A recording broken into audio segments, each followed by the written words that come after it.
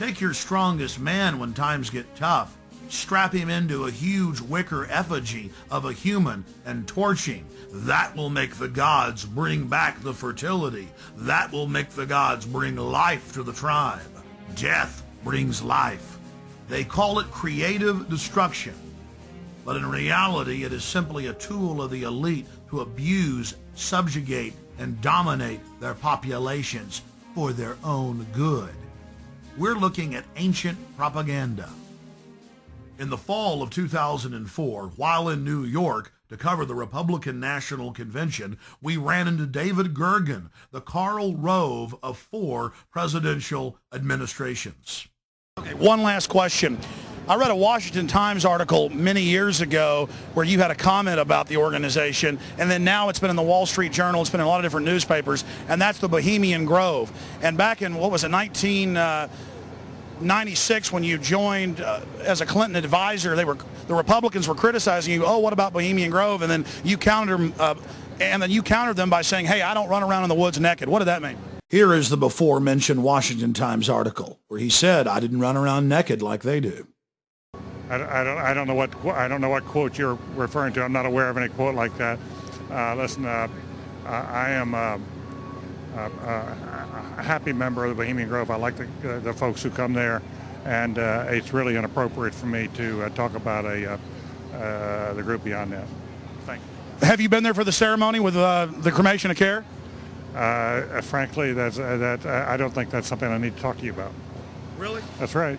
Well, I'm Alex Jones, and I snuck in there in 2000. I'm the guy that blew it wide open and got the video, and it's been on national TV. Well, I disrespect you for that. You do? I do. But it's a lot of big public officials going in there. Don't we deserve to know? I don't know anything about you, and I don't know anything about your film. But if you go in there with an understanding, you violated that understanding by releasing that film, and I don't respect you for that. Really?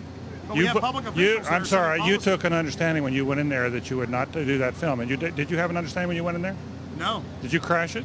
Yes. Yeah, and it has no trespassing signs there too, doesn't it? No, they put them up after. Oh, I'm sorry. Just walked in. I'm sorry, sir. I've been there before. I know what the circumstances are, and I'm sorry you violated the understandings. That was not a gentlemanly thing to do. But what about the ritual? Is the ritual gentlemanly?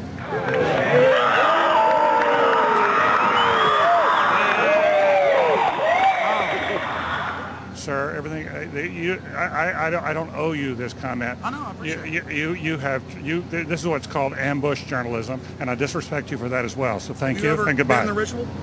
That's none of your damn business. Oh, that's right. Listen.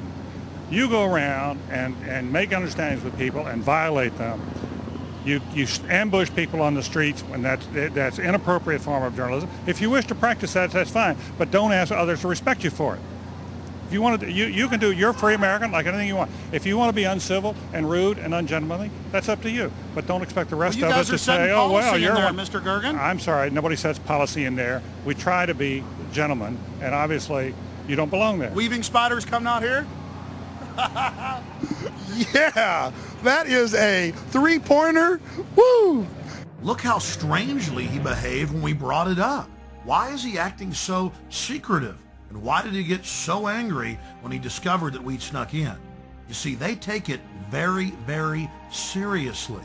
This is one of the hallmarks of the occult and secret societies. The word occult means secret. Secrecy is part of their religion. They revel in it. And when it's violated, they become extremely angry. How widespread is the occult? The answer is extremely widespread. Occultism in our society, and particularly in our government, and at the highest levels of corporate America, is rampant. It is a well-publicized fact that the Reagans had every aspect of their lives governed by their astrologer. Imagine having your life controlled down to the exact minute that you give a speech by astrology. An ancient occult system that believed that the earth was the center of the universe. Eleanor Roosevelt admitted that she performed seances and tried to raise the dead at the White House. 60 years later, Hillary Clinton had her own seances attempting to contact Eleanor Roosevelt. Prime Minister Tony Blair and his wife practice the occult every morning. Tony Blair draws a circle, and then conjures the spirit that he calls the light. He channels it and makes decisions according to what the spirit tells him. The Blairs' admitted occult activities are legion, and so was Adolf Hitler's well-known obsession with dark mysticism. Adolf Hitler belonged to the pre-Nazi death cult, the Thule Society, as well as the Thule Society. Both groups trace their lineage back to the Order of Death, founded in 1776 in Ingolstadt University in Bavaria, Germany. Then, of course, it spread to the U.S. with the founding of Skull and Bones. You were both in Skull and Bones, the secret society. It's so secret we can't talk about it. What does that mean for America? The conspiracy theorists are going to go wild. I'm sure they are. I don't know. I haven't seen the web. Number 322? First of all, he's not the nominee. And, look, I look forward... Are you prepared to lose? No, I'm not going to lose. You both were members of Skull and Bones, a secret society at Yale. What does that tell us? Not much, because it's a secret. Is there a secret handshake? Is there a secret code? I wish there were something secret I could manifest. 322, secret number? There are all kinds of secrets, Tim, but one thing is not a secret. I disagree with this president's direction. Aleister Crowley, who dubbed himself the Beast and the most evil man alive, was a fellow traveler with some of the most powerful people in British society, including prominent royals. The Church of Satan, the Temple of Set, the OTO, the Golden Dawn, Skull and Bones, Bohemian Grove, the Blue Lodge, the Scottish Rite, the 33rd Degree. It seems like there are hundreds of different occultic groups, but all they are different denominations in the same religion, the Egyptian and Babylonian mystery schools. Albert Pike, who was the supreme Grand Mason of the entire world, founded the Ku Klux Klan.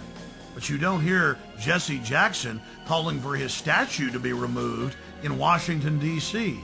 Why is that? Because Jesse Jackson is a 33rd degree Mason.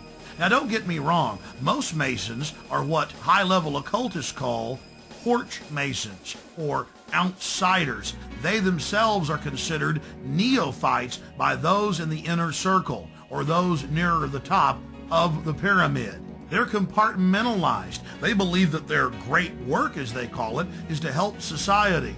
But in reality, they're being controlled and manipulated.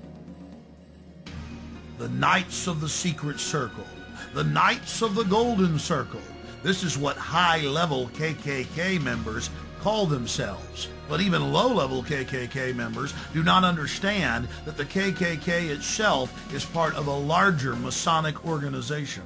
Most Masons detest the Klan, but they've never looked on their own temple walls at the paintings of Albert Pike that adorn them and asked themselves why the founder of the Klan is hanging in their temple. This is the power of hidden in plain view, a favorite trick of Luciferians. Where did this dark thinking start? This black spirituality?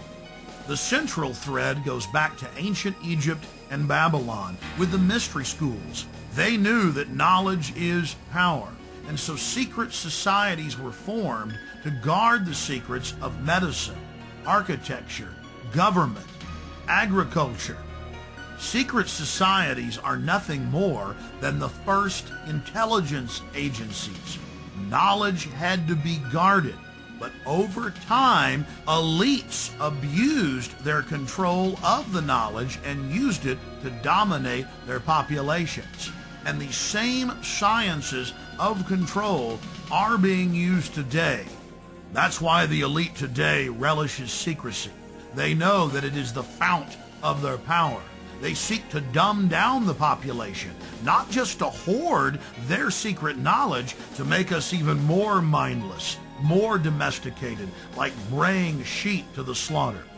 Their religion is the science of sophistry, the science of the con artist, the science of the despot, the dictator, the tyrant, the controller, the charlatan, the liar. They come to kill, steal, and destroy. They are parasites. They are anathema to free, dynamic human societies. Know your enemy. Stand up for love and life and family, and resist the New World Order and the Babylonian slave state our enemies are attempting to construct.